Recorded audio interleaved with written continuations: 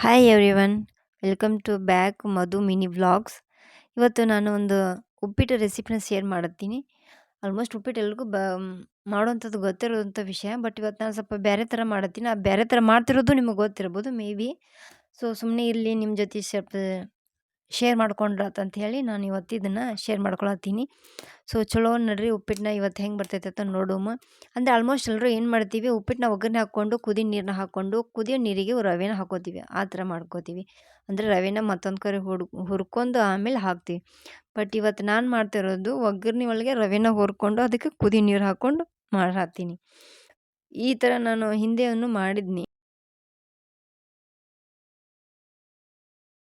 ಅಂದರೆ ಇದನ್ನು ಲಾಸ್ಟ್ ವೀಕ್ನು ಮಾಡಿದ್ದೆ. ನಾನು ಅವಾಗವಾಗ ಉಪ್ಪಿಟ್ಟನ್ನ ಜಾಸ್ತಿ ಮಾಡ್ತೀನಿ ಅಷ್ಟಕ್ಕೆ. ಸೊ ಹಾಗಾಗಿ ಇವತ್ತು ಅದನ್ನೇ ಪ್ರೊಸೀಜರ ಮತ್ತೆ ರಿಪೀಟ್ ಮಾಡತ್ತೀನಿ. ಉಪ್ಪಿಟ್ಟಿಗೆ ಯಾವತ್ತೂ ಬೆಲ್ಲ ಹಾಕೋದು ಮರಿಬೇಡ್ರಿ. ಸಕ್ಕರೆ ಹಾಕಿದ್ರೆ ಅಷ್ಟೊಂದು ಟೇಸ್ಟ್ ಅನ್ಸಂಗಿಲ್ಲ. ಬೆಲ್ಲ ಹಾಕ್ರಿ, ಬೆಲ್ಲದ ಜೊತೆ ಹುಣಸೆ ಹಣ್ಣು ಹಾಕ್ರಿ. ನಾನು ಇವತ್ತು ಹುಣಸೆ ಹಣ್ಣು ಹಾಕಿಲ್ಲ, ಆಗೈತಿ, ಅದಕ್ಕೆ ಟಮಾಟೆ ಹಾಕಿದ್ದೀನಿ. ನಾನು ಆಲ್ಮೋಸ್ಟ್ ಉಪ್ಪಿಟ್ಟು ಮಾಡಬೇಕಾದ್ರೆ ಬೆಲ್ಲನ ಹಾಕ್ತೀನಿ. ಸೊ ಅದು ನಿಮ್ಮ ಇಷ್ಟ, ನಾನು ಹಾಕ್ತೀನಿ. ಸೊ ಇದನ್ನು ಈ ಥರ ಎಲ್ಲ ಒಗ್ಗರಣೆ ಹಾಕ್ಕೊಂಡು ಆಮೇಲೆ ನಮ್ಗೆ ಎಷ್ಟು ಬೇಕೋ ಅಷ್ಟು ರವಾನ ಹಾಕ್ಕೋಬೇಕು. ನಾನಿಲ್ಲಿ ಬರೀ 1 ಕಪ್ಪದು ರವೆ ಅಷ್ಟೇ ಮಾಡ್ತೀನಿ ಉಪ್ಪಿಟ್ಟು. ಸೊ ಈ ಥರ ನಾನು ಒಗ್ಗರಣೆ ಒಳಗೆ ಹಾಕ್ಕೊಂಡು ಇದನ್ನು ತಿರುಗಿಸ್ಕೊತೀನಿ, ಅಂದರೆ ಹುರ್ಕೋತೀನಿ. ಇದ್ರಾಗ ಇನ್ನೊಂದು ಜರ ನಾನು ಲಾಸ್ಟಿಗೆ ಜರ ತುಪ್ಪ ಹಾಕಿ ಹುರಿದು ಕುದಿರೋ ನೀರು ಹಾಕಿದರೆ ಉಪ್ಪಿಟ್ಟು ಇಲ್ಲಿಗೆ ರೆಡಿ ಆಯ್ತು.